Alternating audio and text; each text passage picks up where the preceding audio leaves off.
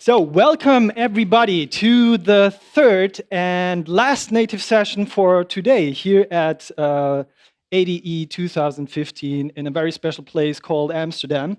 And we not only are in a special place today, we also have a lot of special guests talking about a very essential topic for, I guess, all of you.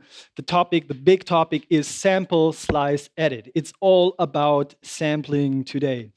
And I'm going to give you a brief overview on the history of sampling. So where is this actually coming from and where do we stand today? Because we are all using samples and we are sampling in a very normal fashion without thinking about what it actually is and what it does and how many technical stuff is necessary to sample, like nowadays on our mobile phones and stuff like that, we can sample. That wasn't always the case.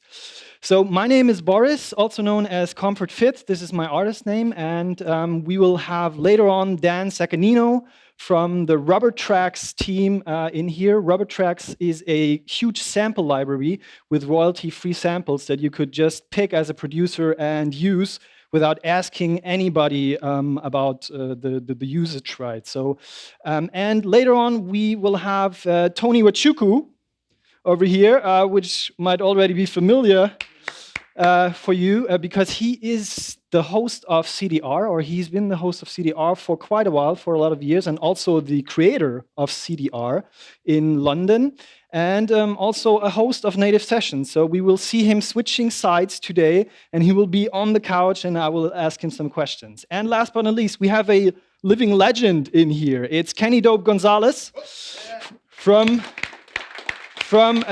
a very famous house duo called Masters at Work, but a very legendary producer in his own right, spanning across hip hop, R&B, house music. And I'm very, very honored to have him here today to talk a little bit about sampling in general. So also the legal situation of sampling. This is maybe something that might be of interest to you. So it will be very focused on sampling, and it's a pleasure to have a packed room over here.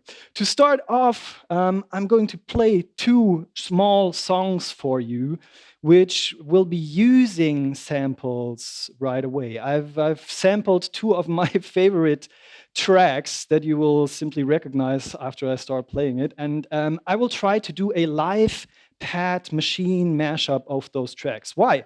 Because we are taping the whole thing, and so this is going to be available in the net at one point. In like 2 or 3 weeks, we'll upload it to the internet so you can watch it there. And whenever we publish stuff or we broadcast stuff, we are running into copyright issues, right? So I will try my best to challenge the YouTube algorithm, and let's see if I can do something without being thrown off YouTube later on. So if you're sitting at home and you should just see a blank screen or a sensor beep like for a second like this all the time, then you know it's been cut out and we didn't make it. But yeah, in any case, I see you again or hear you again in 3 or 4 minutes. Enjoy.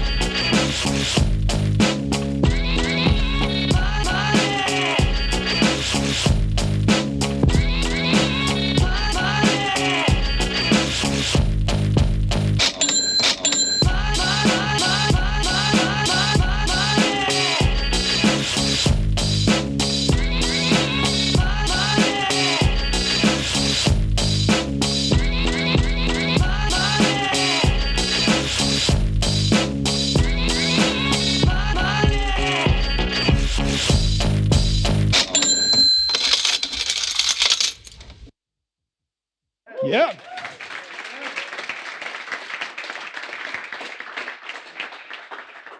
Thank you very, very much. And this was just like a short glimpse of what is possible when you use other people's creative content and make it your own. And I think this is a very fundamental way of working these days. We all are influenced by so many like different things out there, and becoming creative means these days picking the best of every world and make it your own and wrap it up in some sense. So before we go into really detail, let's have a short look at where sampling is coming from, right? So I created a little slideshow, and maybe you could switch to the computer now. Exactly, because when I talk about a sample, it's often not really like clear what I'm talking about. In our case, it's about audio samples, and this could be basically anything, right? So an audio sample could be whatever you sample into your sampler.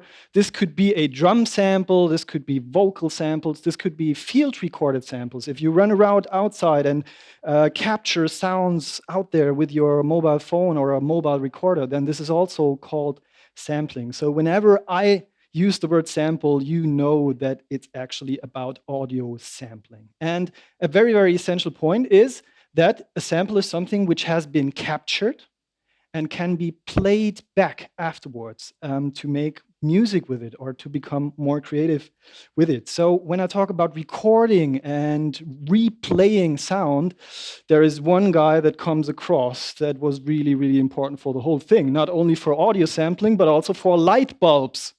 Keyword, it's Thomas Edison. He's the inventor of the light bulbs that we are using nowadays, but he was also the inventor of the so-called phonograph.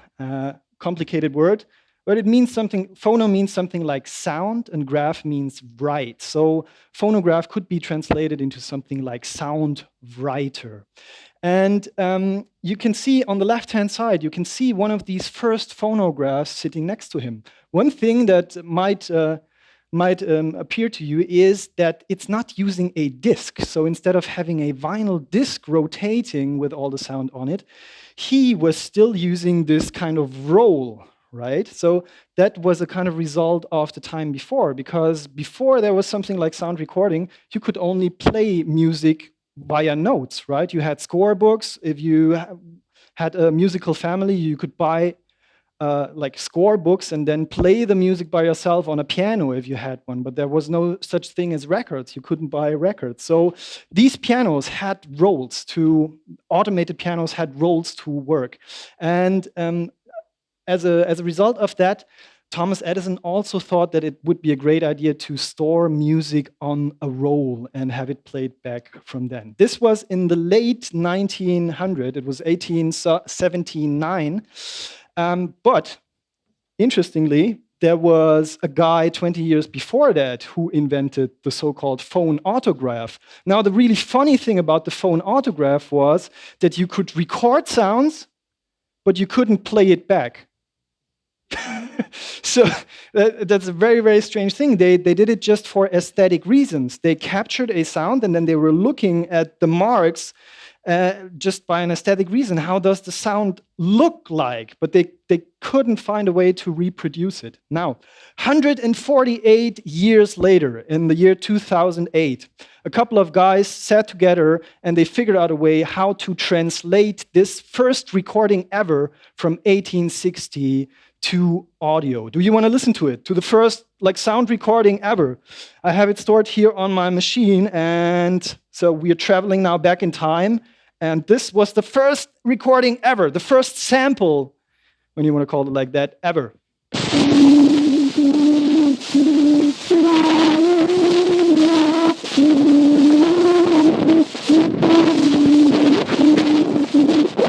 Oh my God, that sounds horrible. And in case if you couldn't understand it, it was a French song called Au clair de la lune, if I remember correctly. And it was a nursery song that was sung onto that thing. So this is 148 years old. And without this guy, we wouldn't sit here. I mean, we wouldn't sit in the dark, and then we couldn't sample at all because there wasn't anything like sound recording. So it's really, really important to keep that in mind, that what we are doing today has taken off 150 years ago. And just thinking about our digital age and how fast everything is, 150 years is like ages, right? So big up to this grumpy looking guy. He is responsible for us to sit here. So let's go over to the next thing, because the phonograph was shortly later, they realized that it might be better to have a disc playing back all these recorded files, and they introduced the disc also to the market. So this was the advent of the first gramophone, of the first turntable as we know it today, was shortly after that. So 30 years after that, in 1916, we had the first million top seller. Right? Enrico Caruso, an Italian guy, recorded a song called O Sole Mio on disc. And this was such a big, a big success, and it sold over 1 million times. So from a pretty new invention to markets or marketable product, it was 30 years. And I also have a little snippet of O Sole Mio here. I mean, I'm pretty sure most of you know this already, but let's listen to it.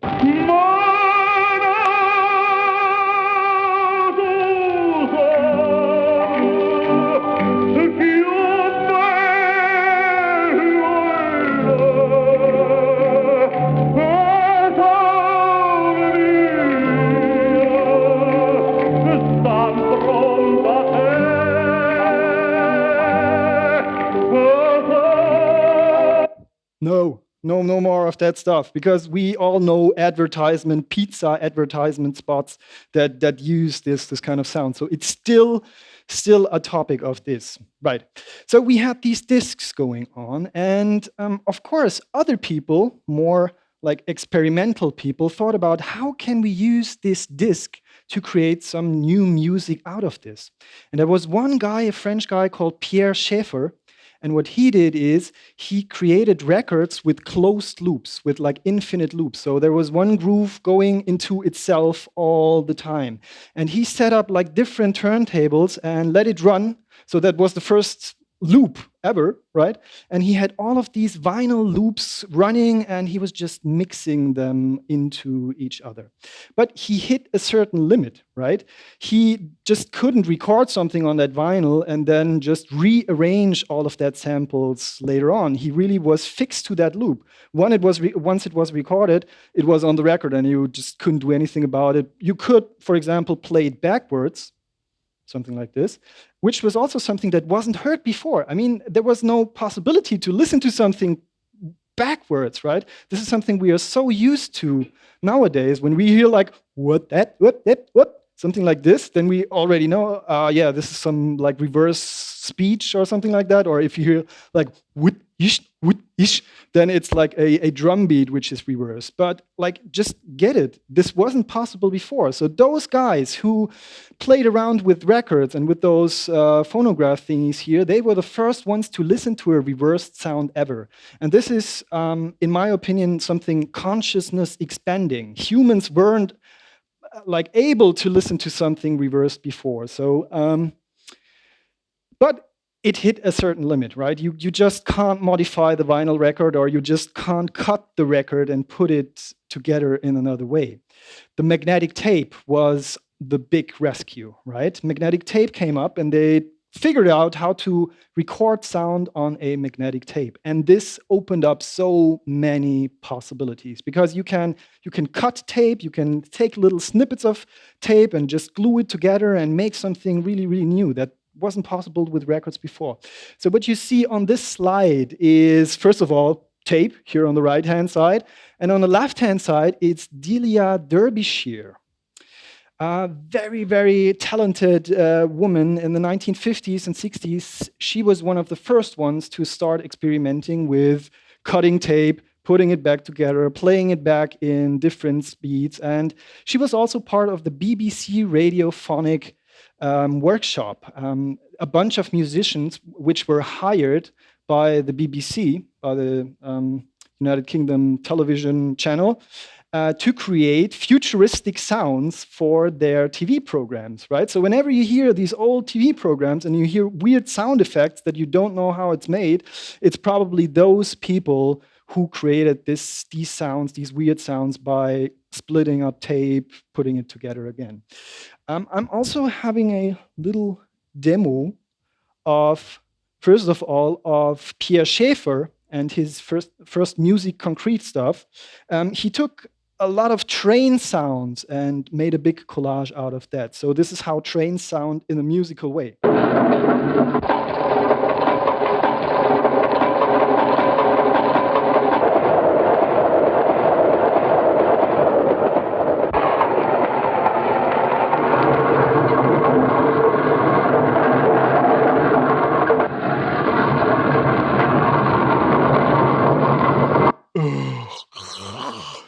Okay, if you've never heard that before, that might work or put a smile in your face. But with our today's knowledge, this sounds really, really outdated, and of course, very, very hissy. You hear all these sounds, and it makes it not that listenable. So she took it a little bit further. She was starting to experiment with different tape decks and layering that on top of each other. So let's listen to Delia in the studio layering some noises on top of each other.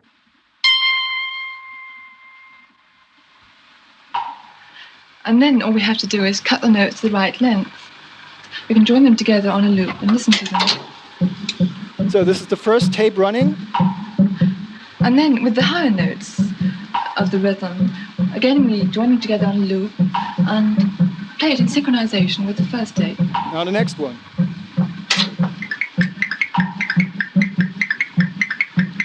And over this we can play the sound of the plucked string, which can be either in the form of a loop like this,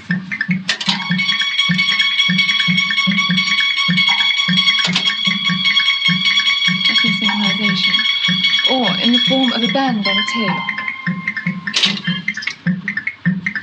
She's really standing around all these machines and running around and then click, let it play to the other one, and start everything by hand. There was no such thing as auto-sync. Tractor wasn't invented at that time, so she just couldn't. And MIDI also wasn't there, because then she could just press play on one of these machines and the other would follow. All of that stuff, it wasn't there before. So big up to Delia Derbyshire for laying out these foundations. She later on made even real music in some sense. For example, a track called Sweet, Sweet, Sweet, Ooh, Ooh, Ooh. Very experimental, Dadaistic title. Let's listen to that. I guess Madlib even sampled it once.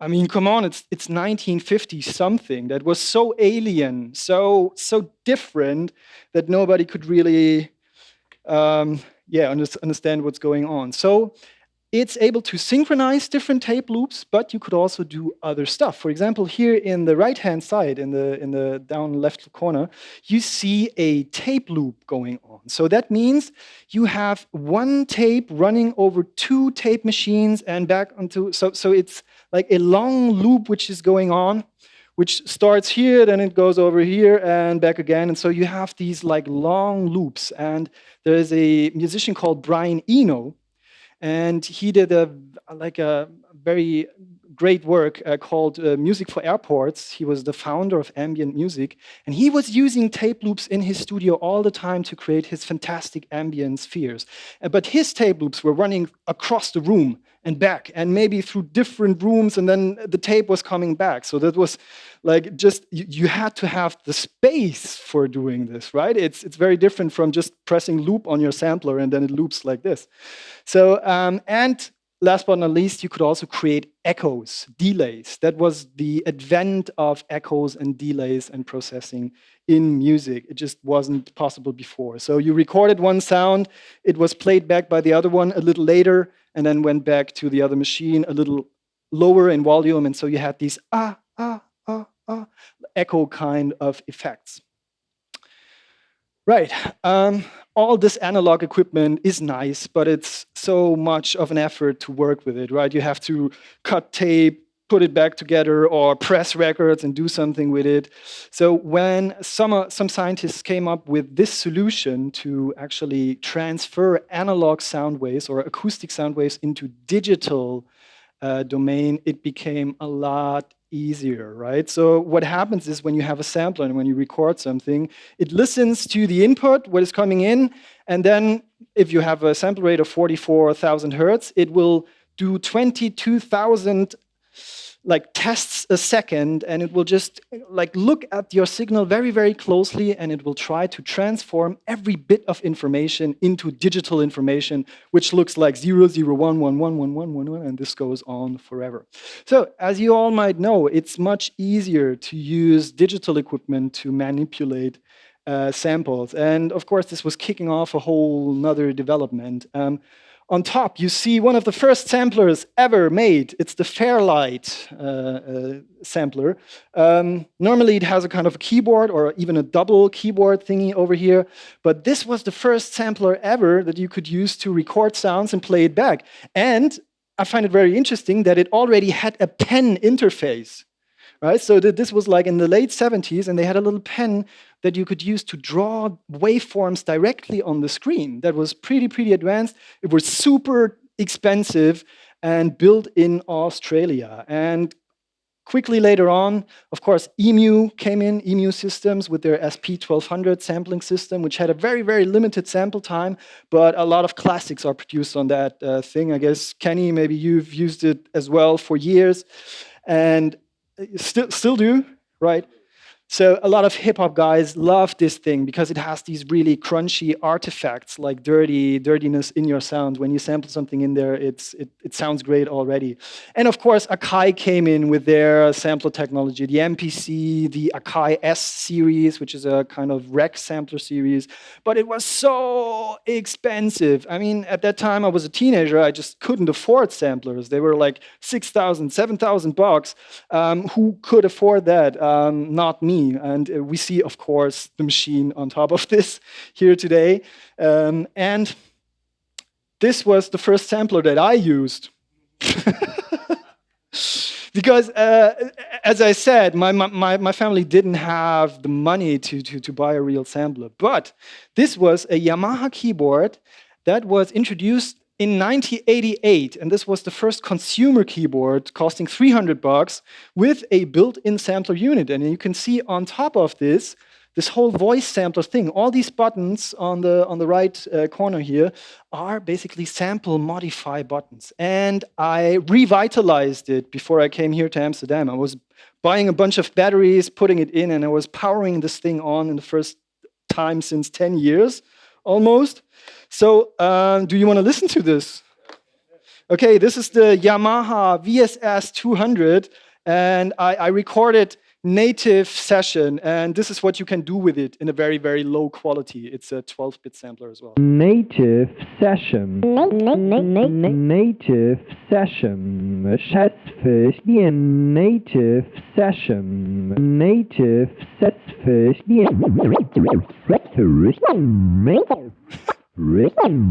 So you can imagine, I was annoying the heck out of my parents like recording all that I could find and reversing it and doing things like that.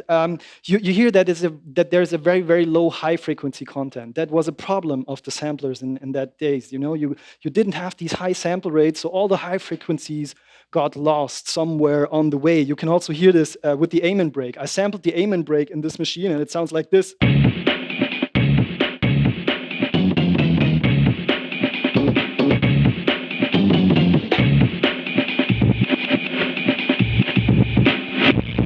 And there wasn't any lo-fi plugin on it. It's the real sound coming out of this thing.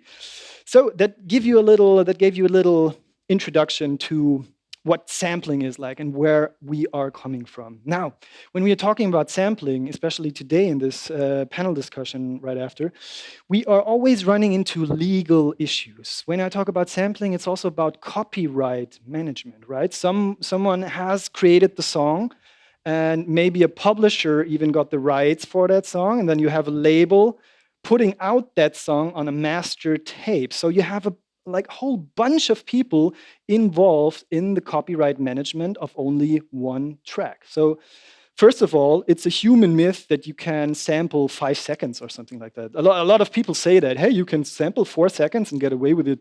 Like that's not true. Like just think of it. When I think about Beethoven's Fifth Symphony, only 2 tones, only 1 interval is enough. Da da da da.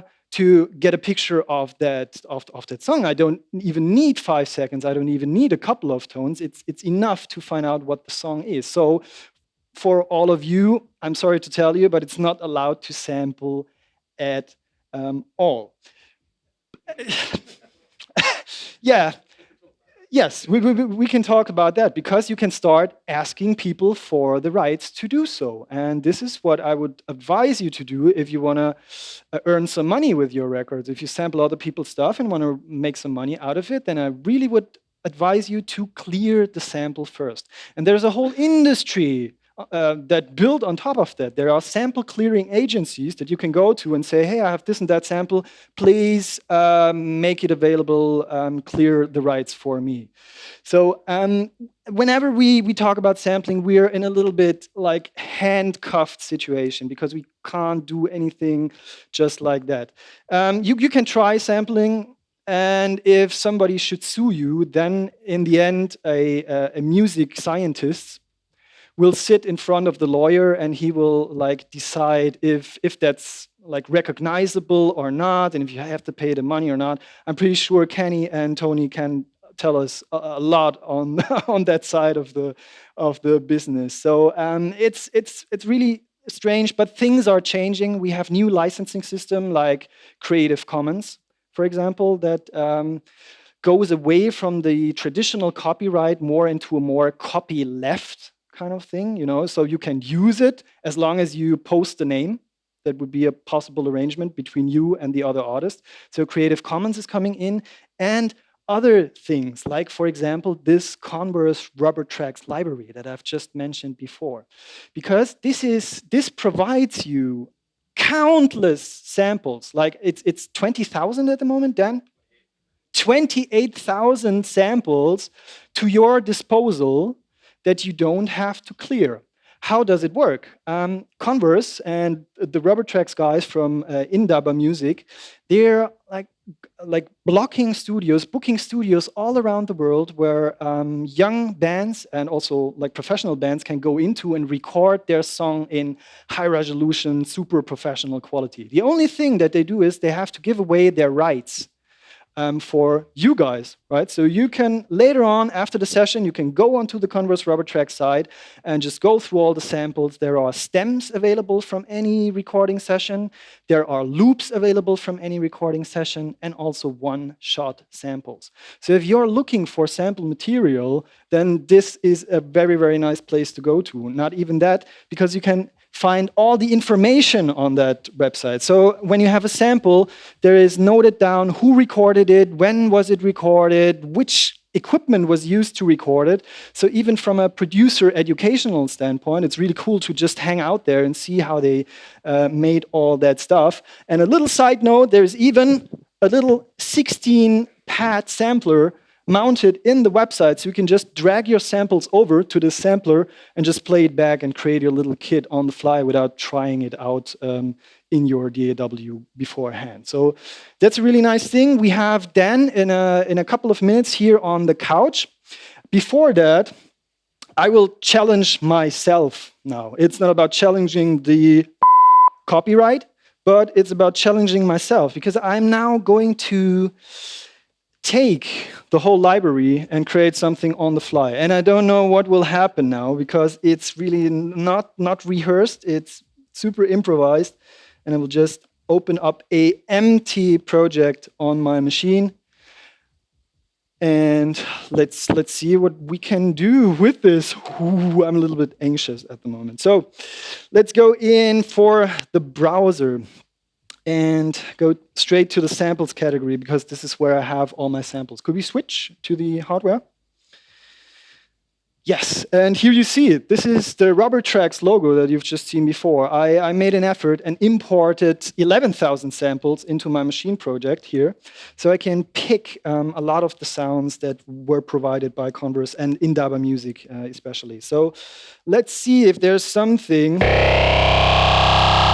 in the Rubber Tracks thingy. So first of all, I noticed that there are different types of samples. There are, for example, loops, and there are one-shots. So let's stay in the loops category first and listen to some of the loops that are in here, just to give you a little glimpse of how they sound like. What a bro.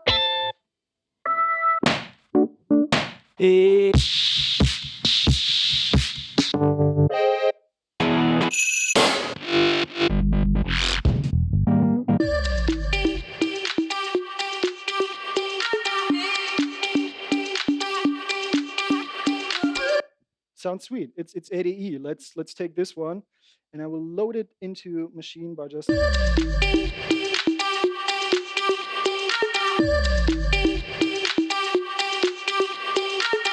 I have a little sample running. So let's take that. It's 123 BPM. It was written in the file name, so I just adjust my tempo here in machine to 123 BPM, and I will create a little loop going on with that sample.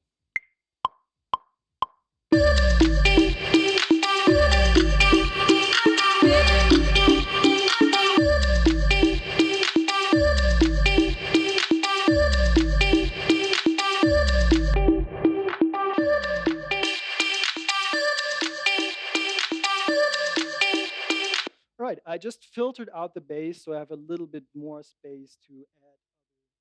So let's let it run and see what happens.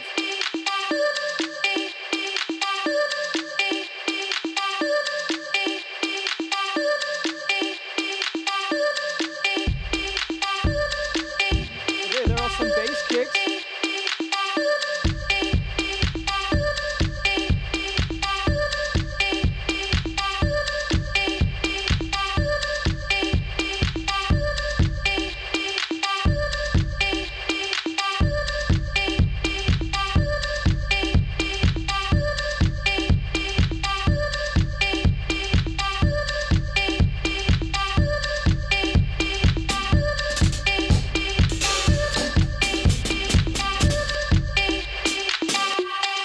Let's take that hi-hat. Right, a hi-hat, that's the next shit.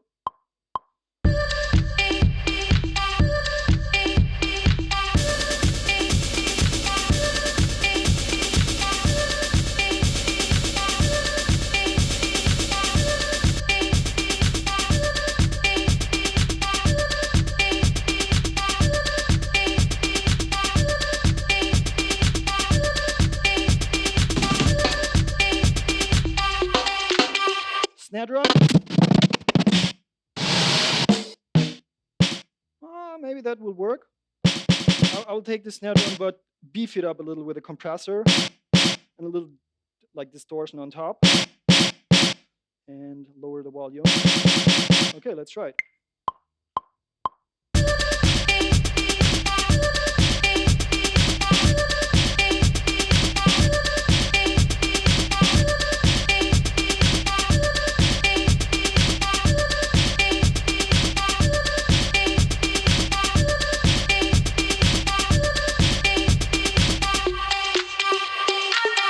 Ready for the bass line? Ah, that might work. It's even in the key.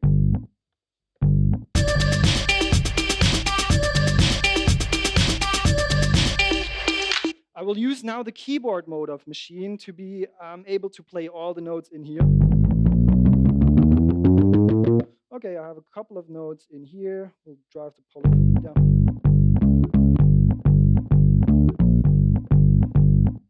Okay, let's go for this bass line. And the 4-bar one.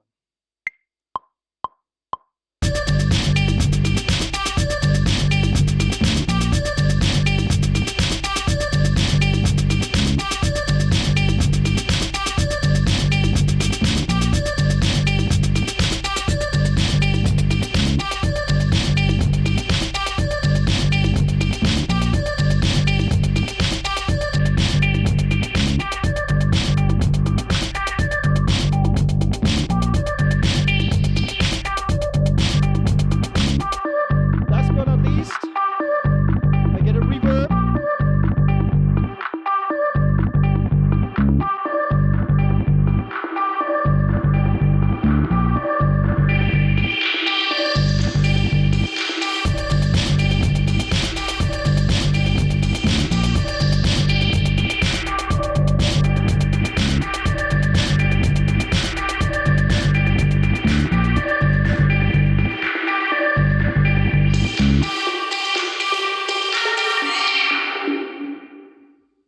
Whoa. Okay, I don't know. I don't know if it's been exactly 10 minutes, but maybe some of you had a stopwatch around. So yeah, the samples are pretty awesome. You have a huge variety of different drum sounds, and these vocal samples are especially useful. I often run into a situation where I need a vocal sample, don't have a singer around, and then I could just go into this and create something with that. So Converse Robotrax library, awesome thing to use. And we have the founder of Indaba Music here, Dan Zaccagnino, who is the creator of Converse Robotrax. Please give a hand for Dan Zaccagnino. Here you go. So Dan. Yes. Hello. Great to have you here. Thanks for having me. You traveled over from New York, right? I did. And it's your first time on ADE? It is. And it's Oh. been awesome. I'm exhausted, which is good. Already. So you came here yesterday and already are Only a couple hours of sleep, but that's a good thing, right? nice one. So Yeah. Converse Robotrax library, as mentioned before, 28,000 samples are now in there. Every week there's new stuff uploaded in there, and it takes a lot of effort, but it also needs a lot of passion to do a huge project like this one. So do you have any background as a musician as well? And maybe I do, and it does take a lot of effort and passion, and it's really from two groups, which Boris mentioned, just to clarify. So Indaba Music is my company, which is an online community of over 1.1 million musicians around the world. We do a lot of sampling and remixing and working with stems. And Converse Robotrax is a community-based recording studio. There's one in Brooklyn, one in Sao Paulo, Brazil, and one in Boston, and then several kind of temporary ones all around the world, including one here in Amsterdam this week, where Converse provides free recording time to musicians, with no strings attached.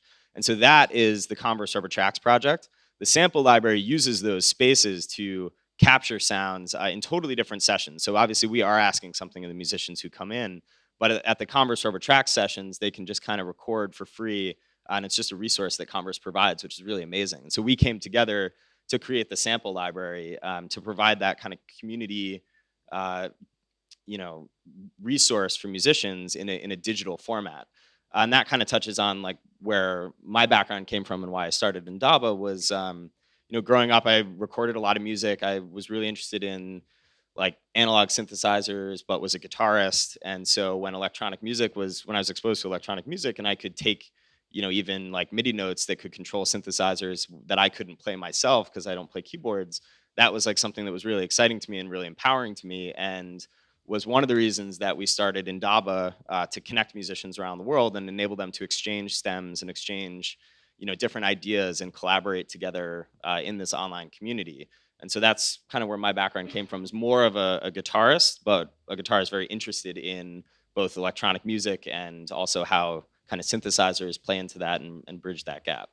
Awesome, that's pretty interesting. So you just mentioned other electronic music. Can you remember your first contact with electronic music when you came from a guitarist background? What was the first thing that came across? You know, I grew up listening to a lot of like Talking Heads and Daft Punk, and so the use of like synthesizers and like 808 drum machines and stuff like that was really interesting to me. And when those kind of analog tools became available in digital format through like virtual instruments and things like that, that was when I got really, really excited about what you could do, you know, in the box and how you could, and as I said before, how I could arrange things to be played by instruments that I couldn't play myself. And that was, I think, what kind of sparked my interest in it was seeing artists that I really liked using some of these techniques and then realizing how digital tools could help me do things they were doing in an analog way. All right. So did you record yourself, your guitar, and then sampled it and Yeah, did something yeah. with it? When I was that in the high first school, steps? I like turned my room into a recording studio, and like you, drove my parents crazy. And you know that I started like making records, and then when I got to college, I was more interested in recording other musicians, and so I started a student-run record label at Harvard University, which is still kind of around today. And that got me more interested in both the recording other musicians, but then also like all the legalities and all the issues you were raising around copyright. You know, that was something we were dealing with the artists that we were working with. And simultaneously, I was like interning for record labels and kind of seeing things from that side at Virgin Records and Blue Note Records. Oh, you- And that kind of whole experience, you know, led me to want to start Indaba, which was trying to, you know, just get more closer to the creative aspect of it and like provide musicians with resources that maybe they weren't getting in kind of the established ecosystem. That's amazing. So you were at Blue Note Records and responsible for I cooking was coffee? interning at Blue Note for a guy who actually, Mantis Ivar, who became my co-founder at Indaba. So he left Blue Note and we started the company together. But I was doing, you know, a lot of work on like old jazz records, liner notes and stuff like that. But also seeing at the same time like Madlib and a lot of people who were taking a lot of that old jazz content and sampling it and making something totally new out of it. And the idea that, you know, that could both expose people to the original recordings, but also like, you know, expose people who maybe listen to the original recordings to kind of newer music and techniques was really interesting to me. Awesome. That brings me straight into this legal question. I mean, if you worked for these record labels and did Indaba by yourself, you might have an idea of who to ask if you want to sample something. I just scratched the surface on this. So would you be able to wrap up in a couple of sentences, if you want to sample something, what is the path of... Yeah, you know, it's interesting because I think to me the most interesting thing is that that path is evolving in a pretty dramatic way in a pretty short period of time. Because, you know, as you said, if you take a master recording, no matter how big or small it is, and you take that and you put it into something else, if you're using that master recording, there are rights holders involved in it on the publishing side and on the master side. And so, you know, the publishing company owns the composition, but not the recording. And the record label, in the vast majority of cases, owns the recording. And the artist, you know, sometimes has rights as well in that equation. So it can vary, but depending on whether you're using the composition or just the sample from the master recording or, you know, the artist's name and likeness, it's very complex. And, you know, oftentimes kind of the way that the economics of it work depends on who's asking, how important that sample is in the song, and how big they think that hit is going to be. And so the price tag, you know, can vary wildly. If I ask, you know, it's going to be very different than if an established artist asks. And there isn't really like a clear way or a rate card that says like, this is what it costs if you want a vocal sample or a drum beat. And so it's very complex. And I think one of the things we were trying to do with the Converse Rubber Track sample library was remove a lot of that complexity. So we have artists like, you know, ranging from electronic artists like Com Truise, and yesterday we did a session with Machine Drum and Matrix Man, all the way to like Verdine White from Earth, Wind and Fire, you know, Sugarfoot Mafia, Michael Jackson's drummer, Daru Jones, who's Jack White's drummer. Like all these artists have come into the studio and done these sessions specifically to help remove those barriers and just make that content available for people to use without having to ask for rights at all. And so that to me is kind of where a lot of things are going. And I also know a lot of artists that, you know, have started, like J Period, who's a great DJ, has started like sampling his own. He's gone in and made recording sessions just so we can go back later and sample those sessions in different ways. And so I think, people are getting around some of the rights issues with major record labels by being really creative and also by exploring new resources like the type of things that we're trying to do.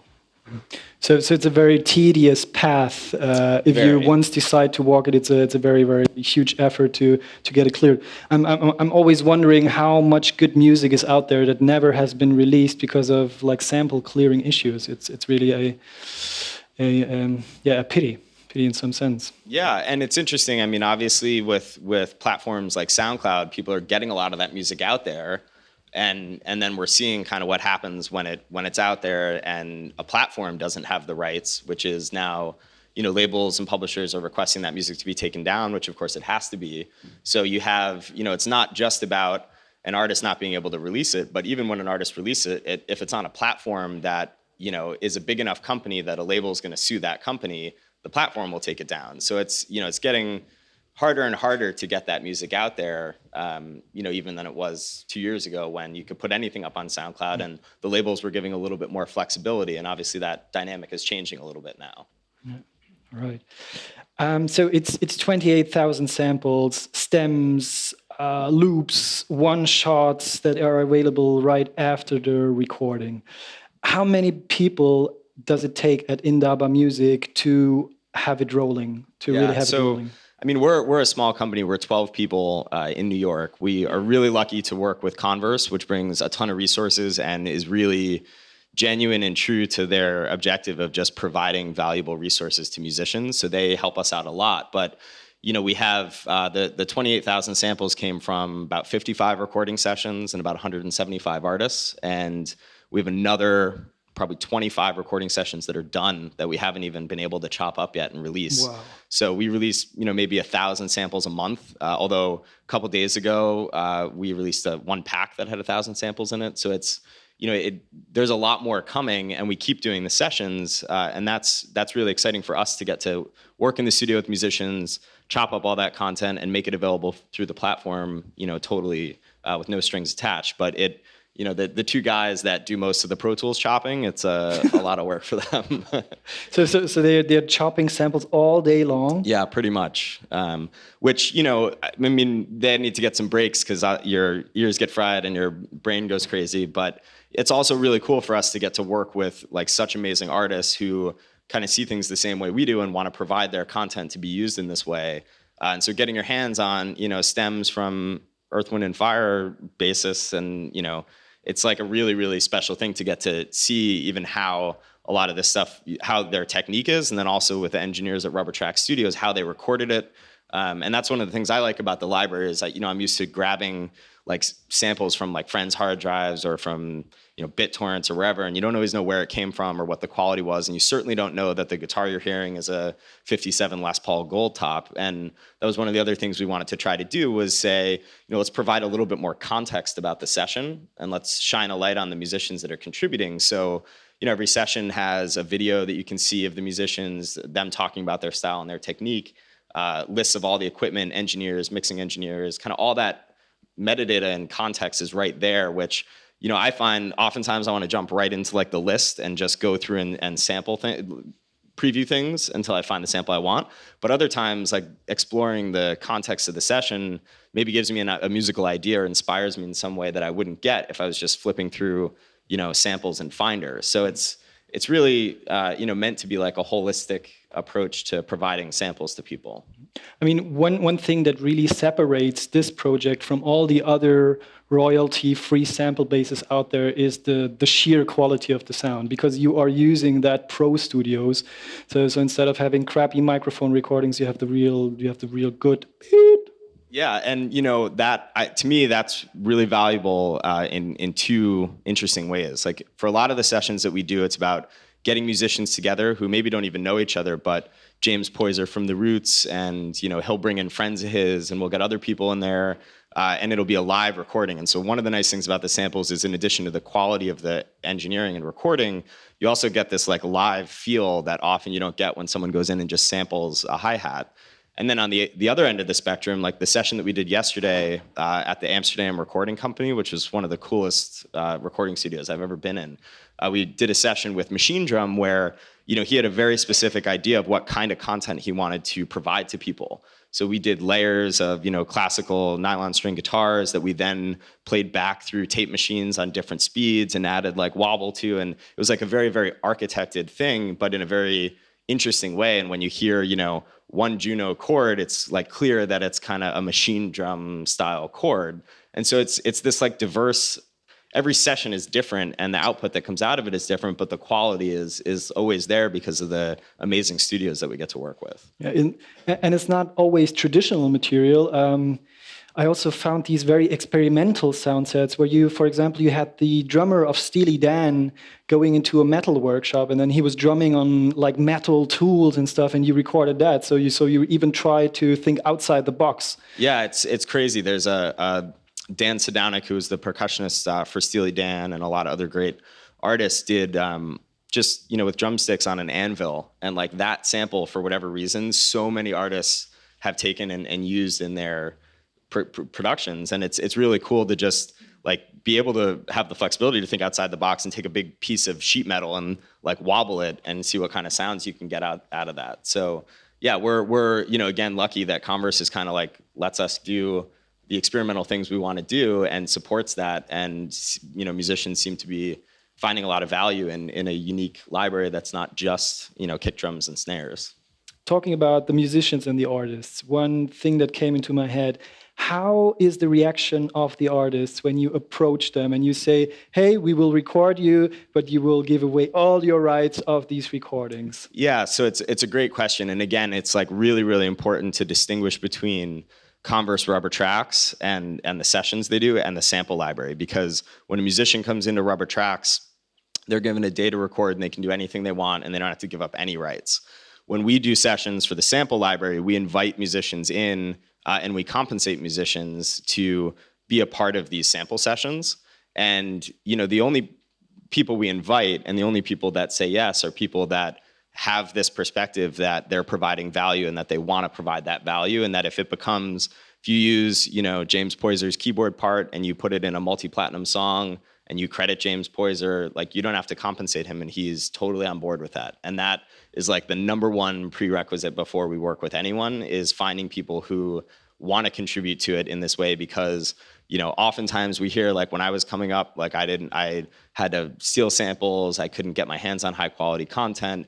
Now that I'm in an established position, like I want to give back to that ecosystem and help younger musicians, kind of grow. And so that mentality, I think, is sort of like prerequisite number one to do something with us, because we're never going to take advantage of an artist where they don't feel good about what they're doing. That's sort of just like not in the spirit of Indaba or Converse. And it could cause a lot of problems down the line. Like the legal issues, you can't have somebody coming back 10 years later and saying, I didn't agree to that. So, it's all like well documented, and we go through a lot of steps to make sure that everybody really understands what this whole project is about. And it's been amazing to me, like there's, few, if any, artists that have said no. People are really more excited to like come back and do another session and bring other friends back in. And we've had a lot of artists that have done repeat sessions for that reason. So the thinking behind it is, hey, I used so many samples all through my producing career. Now it's time to give something back. Hands up. Who would be willing to do that? Actually, just out of interest. Yeah, Tony's giving us a heads up. Kenny, okay. Maybe there's some groundwork to do, because I think that's still a little hurdle for some people to give away their rights. Just absolutely. Like this. And I don't suggest that musicians like give away their rights, but there's I would say there's kind of two types of artists often that we find are drawn to wanting to contribute to the library. One are like extremely established artists like Tony, and like people who feel like this is not something that's going to prevent them from like eating. It's like something they can afford to do and want to do. But the other thing is, a lot of emerging artists have come into the studio and want to contribute to the library because of like the light that gets shown on them. I mean, you used the vocal sample that you randomly picked out was from a band called Body Language, which is an incredible band. And like that vocal sample has been used in tons of new creations. And it really has exposed the band like quite a bit. And they are now working with other, artists and producers that they met kind of through this whole ecosystem And that happens all the time with emerging artists that are contributing to the library. So there's a lot of like promotional value that you can get out of it, which is kind of a different objective, but it's, gets at the same thing of providing this resource to other musicians. All right. Thank you very, very much, Dan. Yeah, my pleasure. Dan, Thank for that. you. Please show him some love. Thank you. It's a great piece of work. You can stay seated. Oh, sure. Next, here on the couch, there will be Tony Wachuku from Attica Blues, also known as the host from CDR, and Kenny Dope Gonzalez, who's sitting here. And a big success of you, Kenny, was one song called "The Bomb," right? It was based. You're a little bit shy about that, but it was actually that song put my nose onto disco house when I was like 14 years old. I guess that was my first contact to that kind of music. So thanks for that. And to maybe quote you a little bit, and of course we have to take care of the copyrights. I have a live pad mashup prepared of The Bump of Bucketheads, if you would allow me to do that. So. Short transition, musical transition. After that, we have Tony and Kenny on the couch. Speak you in a bit. Let's see.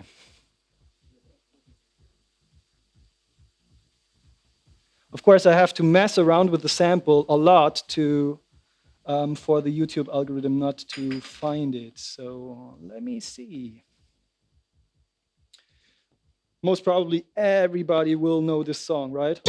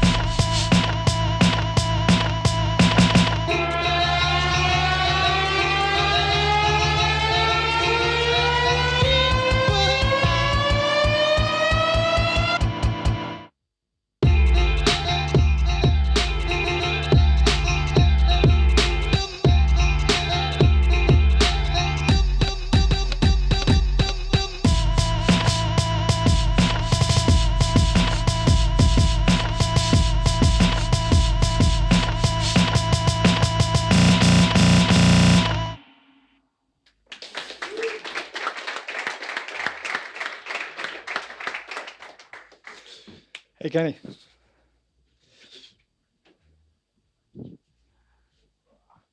All right, so hi, Tony, again. It's you, well-known faces, and Yes. hello, Kenny. Nice to have you here on the stage. There's another mic for you as well. First off, give it to check, Boris, check. man. He's worked hard on this session, man. Well done, man. Thank you. Thank you. Thank you very, very much. Kenny, you were at the ADE to play actually a show with Masters of Work this Saturday, if I'm not wrong. Yeah, actually 2 shows, one tonight and then one on Saturday. So All right. So try to attend one of these shows because I'm pretty sure it will be packed right tonight. I mean, Masters at Work. It's gonna be fun. Masters sure. at Work. That's Exactly. something you have to see with the little Louis Vega. He's around as well. Yep. Great. So, Tony, most of these people might not know this, but you are a renowned producer in your own sense. Since 20 years, you're producing records. For a while, yeah. So my background is, apart from hosting sessions and running CDR in London, my background is in a band called Attica Blues in the mid-90s on a label called Moax. So people like DJ Shadow, DJ Crush, Andrea Parker, and was very much part of that whole kind of trip-hop sound. Not that we called it that at the time, but that was our thing. We were kind of obsessed with using samples, obsessed with beats, music that was kind of, I guess, production aesthetic of, I guess, mid to late 80s. People like DJ Premier, lots of producers. And before that, I worked actually as a programmer. So my job was to carry a bag of samples around and help producers get the kind of, I guess, a beat-based sound on pop records. So you were like jumping from studio to studio, helping all these people creating hit records, and at some point you thought like, I could do this by myself, or? Well, it was kind of like, it's a good way of looking at it, actually. So, I mean, I've always been obsessed with samples, and we'll talk about that, I guess, at some point. So, for me, it was almost like following my passion. So, I was always into sound, always into samples. And there was, what really got it for me was when I was about 14, 15. There was a program called the South Bank Show, which was an arts program in the UK. And one particular episode was about Peter Gabriel, who was recording his album, and they was using a Fairlight. And he demonstrated what the possibilities of a Fairlight was. We saw it earlier. Just this thing with the pen. Yeah, things with a pen. So Fairlight, for those who don't know, was one of the first kind of commercially available samplers. Samples. And at the time, it was very expensive. The Fairlight was something like the price of a house, as we used to say. So basically, on this program, he demonstrated what you could do with a Fairlight, and he just literally, and he went, "Mommy," or "Mummy," right? And then he basically and then played it on the keyboards, transposed. So I was like, "Mommy, mommy, mommy," and for a 14-year-old, who wet his pants. Seeing it and seeing the possibilities of sound, that's kind of like changed my life. And I knew I wanted to work in the digital domain. I knew my role in life was to manipulate sound, or just look at the possibilities of manipulating sound. So this TV series was actually your first contact with sampling technology. Yes, for sure. Yeah, and then from then it was also quite exciting because at the time, particularly in the UK, bands like Human League were quite popular. The whole kind of synth, new wave thing was kind of happening. So bands who used technology, that was my thing. So whether it was New Order or whether it was, in England, Human League or Depeche Mode, basically anyone that was using technology, I was really obsessed by, And then for me, I really got the whole electro funk thing, so people like Egyptian Lover, Cybertron, Clear, all those kind of records at that time, African Bambaataa, Soul Sonic Force, Planet Rock. I was so in, it was ridiculous. It's super interesting to hear about your background. It's like very, so Kenny, for you, it's even more than that. It's 25 years of like constant production. Do you even remember anymore what was your first like contact with samplers? How it looked like? Yeah, actually, the first contact was I learned from Todd Terry. Used to go by his house after school, and he had a Korg sampler that sampled 4 seconds, and a lot of those records that he made in the early '80s, in mid '80s, were with that machine. Triggered through a keyboard, through a Casio keyboard on a 4-track tape machine. And if you would hear those records, today, of how he constructed them and how he was layering the samples on each track, there was only 3 tracks that he could possibly put these samples on, but it was hundreds of them. So seeing that firsthand got me really, really into it. You know what I'm saying? And being a breakbeat head and being a hip hop head, so it was just like I took what he was doing and made my own style coming from that. And at that same point, a couple of years later, I got a S950 sampler and an SP1200 drum machine. So those two were married together, but even then, you had to be creative to get the samples in because you didn't have a lot of sample time. Especially with the 1200, we used to speed up, put breaks and drum beats on 45 to get more sample time into the machine. And then when you would pitch it, you would get that gritty sound you were talking about earlier.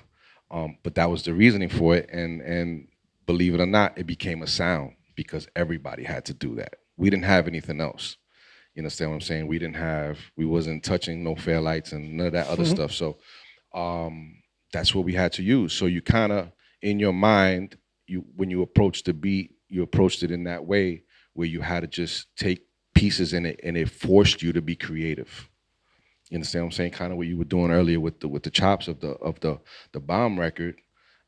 It forces you to be creative. You know, you thought of a beat out of what I did, which is crazy. You know what I'm saying, to me? So that was it. You know, it was just the beginning, and you know, being into music and records always kept me fresh and just different sounds and styles, and you know, from disco to funk to jazz to Latin even. You know what I'm saying? So Right. house was just coming in 1985.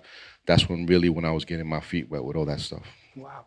So just to clarify, you were talking about Todd Terry, who was your mentor in some Yeah, sense. I learned. That's where I learned from. Yeah. Working with a 4-second sampler in combination with a 3-track recorder. So did he 4-track. 4-track? Yeah. Did he sample all those 4 seconds and then create a track on that recorder, and then he was erasing the samples again, bringing new samples in, and like overdubbing actually Yeah, using? yeah, Ah, yeah, pretty much. But the first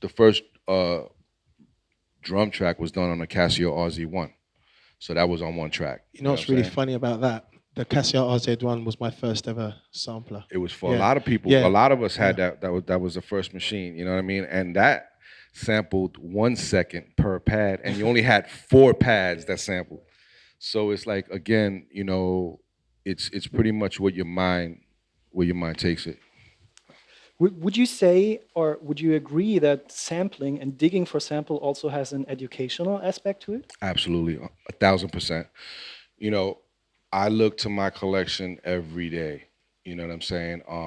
It's a library. You know, I've collected music from all over the world. I made it a point for my first 10 years that I traveled, from 90 to you know, to collect music from Switzerland, from Germany, from Japan, from Paris, from England. You know what I mean? Collected. I got a huge library collection of TV scoring and stuff like that. So it's over 60,000 now. And when I get in a mood, or I want to look for something, or I want to get myself in a mood, I go to that collection. You know what I'm saying? And there's nothing like it. You know. So it's education, but it's also inspiration. If you run absolutely. out of Absolutely. ideas, and then Yeah. you just go there and see something nice. Also, the Everything's fact that records, right? You know, you can obviously listen to them as a listener, but as a digger, as a sample manipulator, there are endless possibilities. When you hear a record, you're hearing with it. First of all, you'll kind of look if there's a break or kind of significant parts that you can work with. But also, you know that once it's in the sampler, you can manipulate it further, right? So you have a completely different relationship with music once you start knowing and you know that the possibilities of sampling. So it's even for me, like in my record collection, I've got this like section which I call kind of work tools, records that are kind of, they're just whatever, but I know there's kind of like really interesting nuggets, whether it's synth lines, whether it's vocals, or whether it's percussion, because I know Yeah. those for what they are. Do you know what I mean? I got drums. Yeah. I got samples. I got disco samples. Yeah, definitely. It's great. So sampling exposed you to a lot of music that you wouldn't have listened to anyway. Or like Nah, you also learn about musicians, you learn about bands, you learn about record labels, you learn about, you know, certain studios, record labels that recorded in certain studios had a certain sound. So if you're looking for a specific sound, you go to Detroit, you go here. And if you're looking for this, you go to the West Coast for San Francisco. So it's like it varies on what type of sound you're looking for. And believe it or not, you can actually go in and pinpoint and take that out. And on And that note, be yeah. not in the session, absolutely, but you know, it puts you in that space. And added to that, right, you know, you get to know eras. So there's like a CTI Records era of samples. You know, there's like, say, Blue Note in the early 70s has got a particular sound.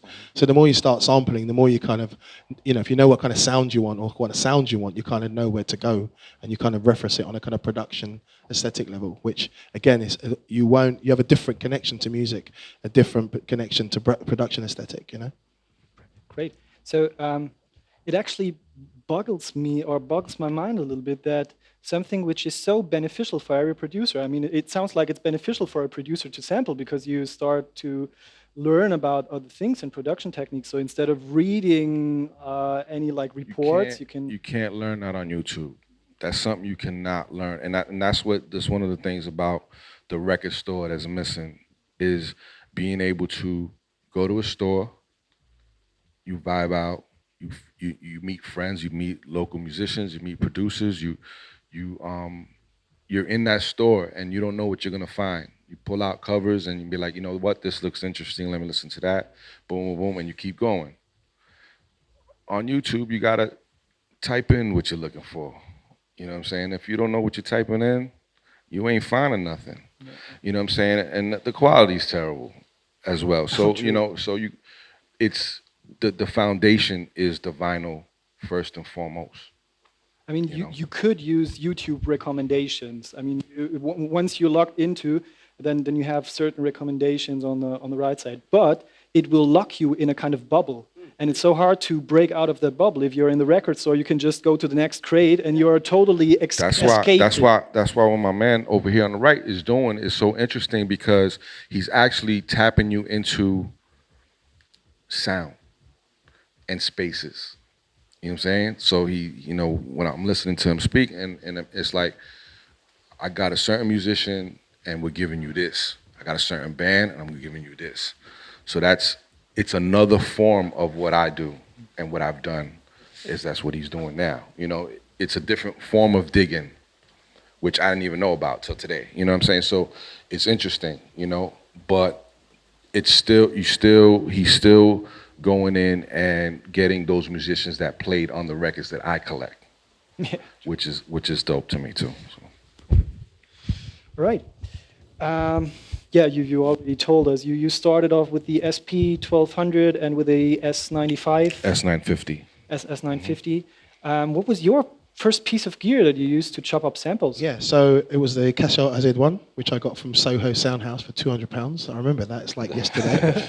It was one of those, it was the cheapest thing available, and yes, as you said, it had 1 second sample time, but it was one of those things where less was more. The fact that I could actually record sound, into this RZ1 and sequence was huge, and then after that, I got the Casio FZ10M, which was a rack mount sampler, and it's funny because Casio, for a brief time, they were ahead of their time in terms of having affordable sampling technology in the kind of late 80s. RZ1, FZ1, which was used by Coldcut and a whole bunch of other people. FZ10 was one of the first affordable rack mount samplers. Then it stopped. Yeah, and all of a sudden they just stopped. And it was really interesting. So for those of us who didn't have much money, the Casio samplers were the road in. So for me, the first thing was like RZ1. Then the FZ10M, and then the obligatory Atari computer with a copy of Cubase, and then Creator. All right, maybe we include Dan. What was your first sampler? Can you remember? So I really got into it from kind of the DAW perspective. So I used Cakewalk was my first DAW, and how I started doing all like programming like really early on.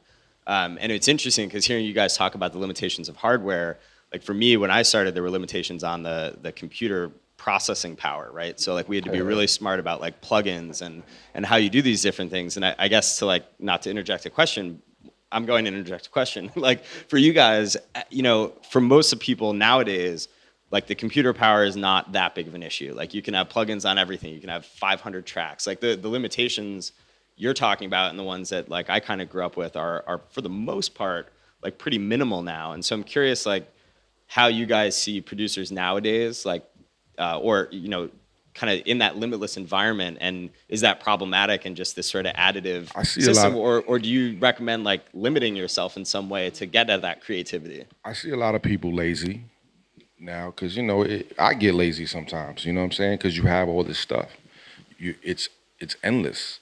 You know what I'm saying? Like you could just take 4 minutes of a song and put it on a pad. Hey, boom, and then go from there. I think with less is more. Definitely, it makes your mind work more. You know what I mean? Because that's all you have. You got to make it with what you have. but it is good sometimes, and that's why I had the S950, because I could take longer samples, you know, and I would trigger it through the SP1200, you know what I'm saying? And that's why I had the 950 as the longer, you know, machine to take longer samples and stuff. And also, you know, back then as well, you know, the stock samples that came with something like the S950 weren't particularly cool, right? So the Nah, first not at all. thing you did was to get the floppy disk that came with it and you format them. That was the first thing you did. You zeroed them out. Hey, I got a couple of spare floppies myself. And then you'd spend some time actually creating your own kits. So you'd go and, you know, sample your own, you know, kicks and snares and hi-hats and effects and save those to floppy. You know, so there was something really good about just spending time making your own kits. And when you physically made it and saved it, that floppy is that kit. That's yours, you know. So so it's a bit like motor memory thing. You bet, you know, just getting the needle, putting on a record, having to listen for a while. That works. Arming the sampler, triggering, editing. You know, having your workflow. That kind of really, you know, meant something. And also, it meant back then as well. It meant that if people were sampling like you know they put some work into it, you know? So if you heard a record that had a break that you hadn't heard before, A, they'd done some digging, you know, because they had to find the record. B, you know, once you found the record and found out how they programmed it, you had even more respect for them because you're, oh God, they used that break and they, you know, reprogrammed it or whatever. You know, so people, for me, you know, my inspiration is, you know, Bomb Squad, what Public Enemy, what, you know, Hank Shockley and Eric Sadler did for sampling just totally blew my mind completely, because it really, you know, somebody really into sampling, you know, really kind of taught me like you know, how you can really get into sampling and manipulating sound. And you almost have more respect for people once you understand the I guess the mechanics of producing records with samples, you know? Yeah, every more session that we did, it was a new kit for every session. Every day, 10 o'clock in the morning, I was home chopping up stuff because I had to do this remix for the day. And boom, it was. So there's a million of these discs in my house because it's all the original beats from all these remixes that we did. But yeah, I didn't want to sound the same. So I wasn't using a 909 kit or 808 kit or 707 or whatever the case may be. I was sampling all my sounds off of records and creating these kits for each remix. You know. So which sampler do you prefer to work with these days? Do you still use the S95, 950? I got a lot of stuff, man. I got a lot of toys. Now, well, primarily I program in Ableton. Now, I use Machine. I use the Renaissance. I also use the 5000 sometimes, the Kai 5000 drum machine, which sounds great, which is, to me, was a underrated, you know, slept on machine. Why do you think it was slept on? I don't know. It didn't catch on. It sounds great. You know, it's big sounding. I use the SP1200 still. Sometimes I just feel like for the grittiness. For the grit of it, but it's mono. The machine's mono. So, you know, you gotta work to get it to sound like today, like a machine coming out the box. You know what I'm saying? But you still get that grit. But it's a lot of different things. Whatever I feel like, whatever sound or whatever I'm working on at the moment, whatever it calls for. So pretty much it's... So you like to change up things to keep you entertained? Yeah, it's about, you know, you got to remember, music is about having fun, especially with samples and when you're creating these songs. It should be effortless. It should be that you're having fun with it. It shouldn't be like a job or that you like so stressed out that you're making a beat. You should be able to pick up something and make something on it. You know what I mean? So yeah, if you're able to have the machines, why not play with them all? You know what I'm saying? And see what you come up with. You know, it's always going to be different because each machine has different specs and it points you in different directions because of the way the machine is set up, pretty much. So it's different all the time. Do you also work with several samplers? You know, that's a good question. I kind of, I've gone from having lots of equipment and I have, you know, I've got lots of stuff in the attic or whatever, but I actually keep it quite simple nowadays. I've got like, you know, a laptop with, you know, Ableton, and I use Machina side by side, you know, and I spend time just working with sound and manipulating sound. But on the subject of Machina, what I find really interesting about Machina was the fact that someone like myself and yourself, I guess we prided ourselves on making your own sounds. So it's a bit like if somebody did sample, like for me personally, if somebody did sample a break, like I wouldn't use for a long time, I wouldn't use Amen break. Oh, that's done, man. Everyone's caning it off, not interested. Because if you came from a hip hop thing, you were either someone who or defined your own sound, or you emulated other people's sound. There was almost like two camps. So I was one of those camps where if somebody's used it, I'm not going to use it at all. That's done, But I think for me, over time, and also, with the introduction of Machina, even from Library 1, that was the first kind of library that sounded amazing. Do you know what I mean? So Yeah, no doubt. if you heard a 8-ball kit, for example, you say, oh shit, okay, that's all right. Blimey, snare, it sounded like as if it was sampled off a record. Do you know what I mean? Absolutely. And it was almost like for me, that was like a turning point, because that was definitely the first library from a manufacturer where I'm like, okay, you know what? These are stock sounds. I'm going to manipulate them anyway, but it saved me a whole bunch of time because they sound great already, And the fact that with some, between Machina and Ableton, I'm really into manipulating sound, and you can manipulate sound in such an amazing way using Machina as you can in Ableton. So it's almost like these are tools that I just use. There's a stock, and whether I sample of vinyl, whether I sample from Reactor, whether I sample my own voice or a choir, my next stage is to manipulate. I almost like sample, manipulate. They're just the same thing to me. Yeah, you got to realize what you guys have today. You know what I'm saying? With a box like that, you have a sampler, you could access keyboards, you got effects in one box. That wasn't heard of back in the days, you know what I'm saying? We had to work hard to get that to sound like that coming out the box. So it's you have no excuse to make hot shit, And I'm gonna say, yeah, hot shit. Seriously, like there's no reason, hands down, because you have the tools, if you have a box like that at your house with an Ableton, which is, I look at it like my 24-track machine or my 8-track machine as a recorder. With those two, you're an animal at that point. You're doing things like you're doing on the fly, like just going at it. There's no excuse to do shit anymore. I will take this as my new motto, and whenever I think, I can come up with something. I'm serious. It's like, But there are other challenges, right? Which is a whole nother ball game. Making music is now 2015 is the best time to be making music.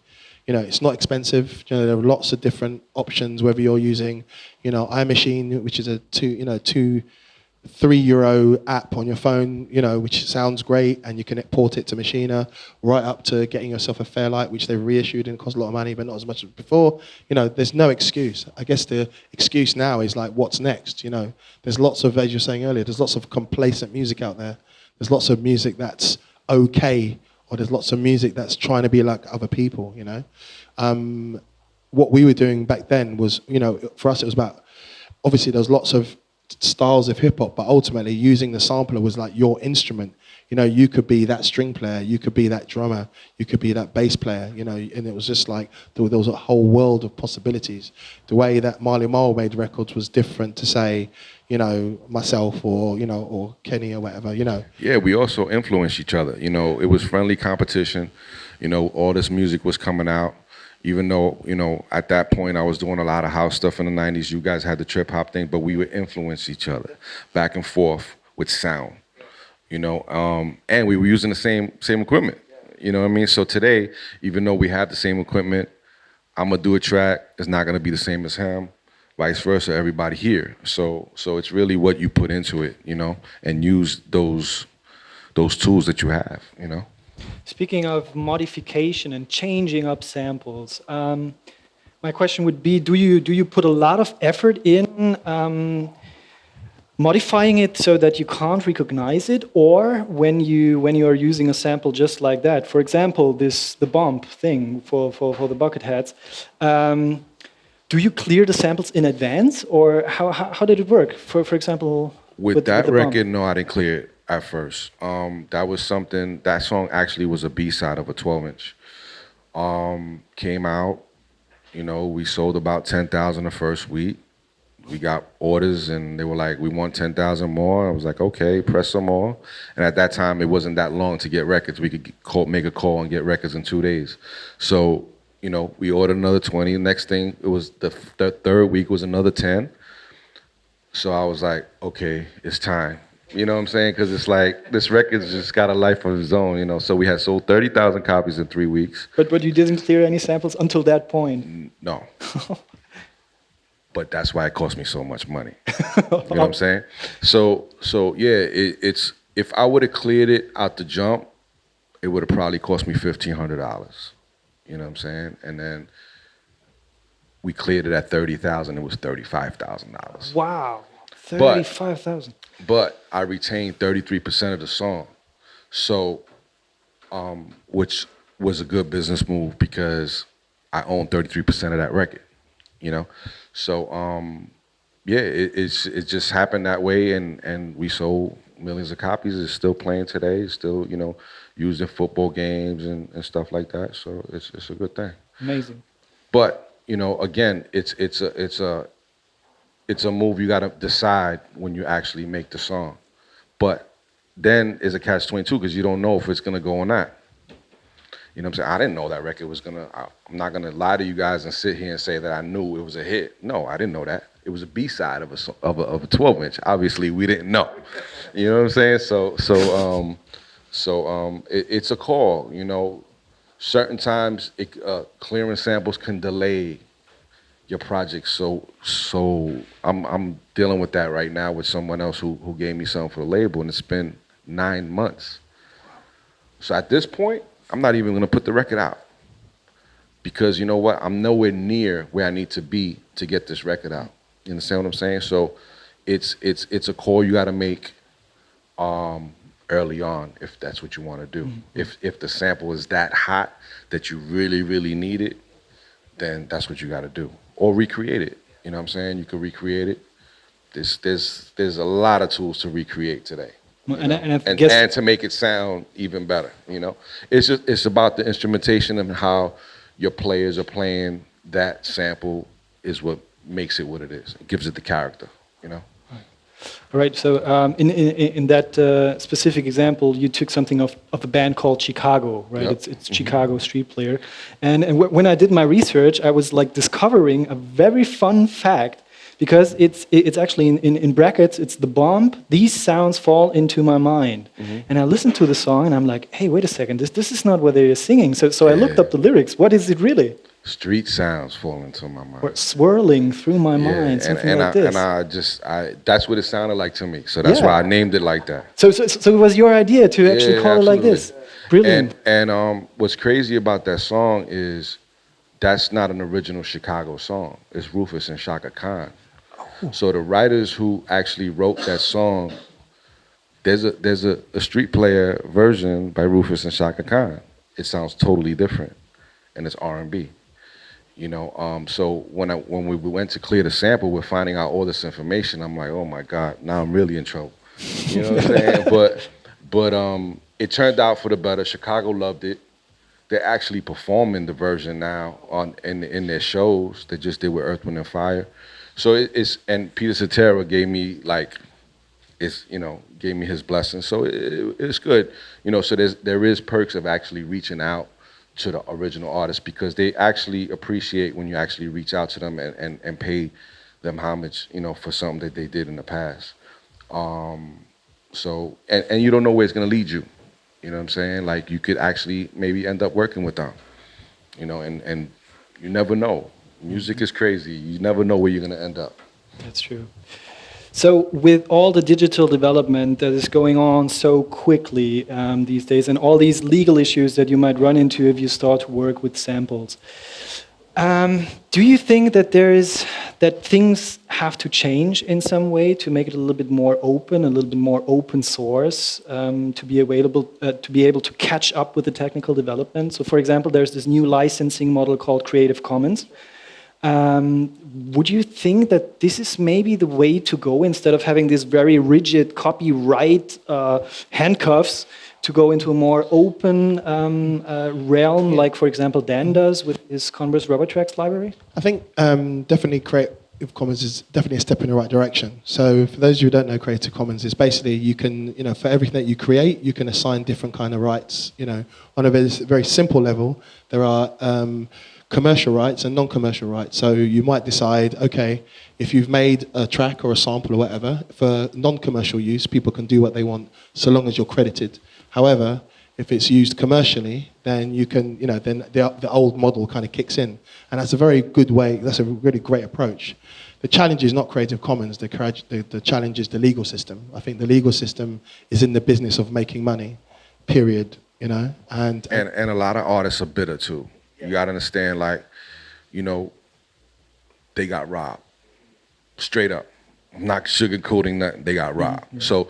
So now that they can get paid, they want to get paid for what they played and what they've been through, the struggle they've been through, the whole everything. You know what I'm saying? So, but then you have guys that are real cool and they're happy that you came to them. Syl Johnson out of Chicago was one of the ones who's been sampled heavily by Wu-Tang Clan.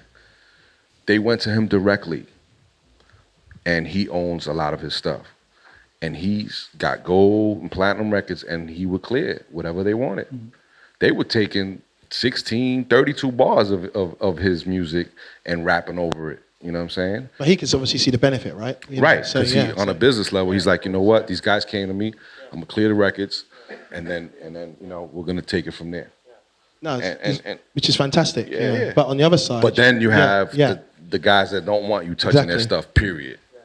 Or don't understand it, or don't want to understand it, or don't like it. So, that's what you're up against. I mean, for me, on a very basic level, it's about permission. It's like, definitely as you guys did, after you sold 30,000, but we did the same thing with Attica samples.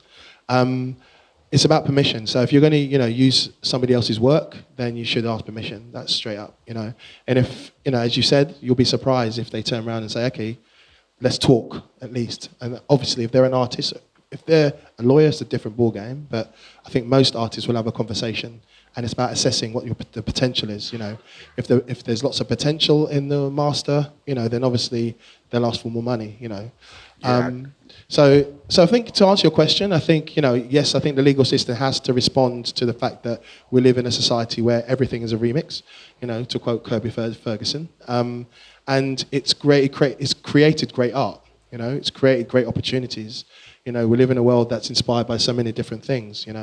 And I think the legal system has to reflect that, and almost, in another way, actually look at it as an opportunity, because it has been an opportunity. Chicago have obviously benefited big time from the fact that your sample has been used, and you used a sample, and Wu-Tang have used a sample. I use a sample that Pitbull uses a sample, you know what I'm saying? There you go. So I think it's all they got paid. It's all fantastic marketing and fantastic exposure. I know for me personally, there's a lot of artists that I wouldn't have known about or tapped into if it wasn't for finding those records in a second-hand store somewhere, or some record store in Sao Paulo or something. Do you know what I mean? So not only have I sampled those records, but I've gone on to buy them either digitally or whatever, or people have checked our records. Oh, you used that artist sample. I'm going to check it out. I'm going to buy it. And also because it's all about digital now. It's all about access to music digitally. So the potential there is huge to go, okay, you know what? It's like if an artist has sampled a record, it's going to be available digitally. So it's a bit like, on one hand, sampling is showcasing music in the same way that radio does, in the same way that an advert does. The difference with sampling is that it takes it to the next level and creates new work. So not only do you have new work that's created, you also have existing work, the legacy, which can be tapped into, So to me, it's a huge opportunity. I got a perfect example, I did a record that I hired the Dap Kings to do some rhythm tracks for me. I put it out on a 45 on KD. Next thing you know, Jurassic 5 sampled the record for one of their releases. So I got exposed to a whole other area. So now I'm being sampled. Which is the flip, you know what I'm saying? So every sample, no matter how you take it, is a kind of a multiplier, and it just spreads more it's like information. You don't know what's going to happen. You record a record with a band, and then the next thing you know, they want to sample the record. Yeah. So it's like, you know, you just handle the business and you're good.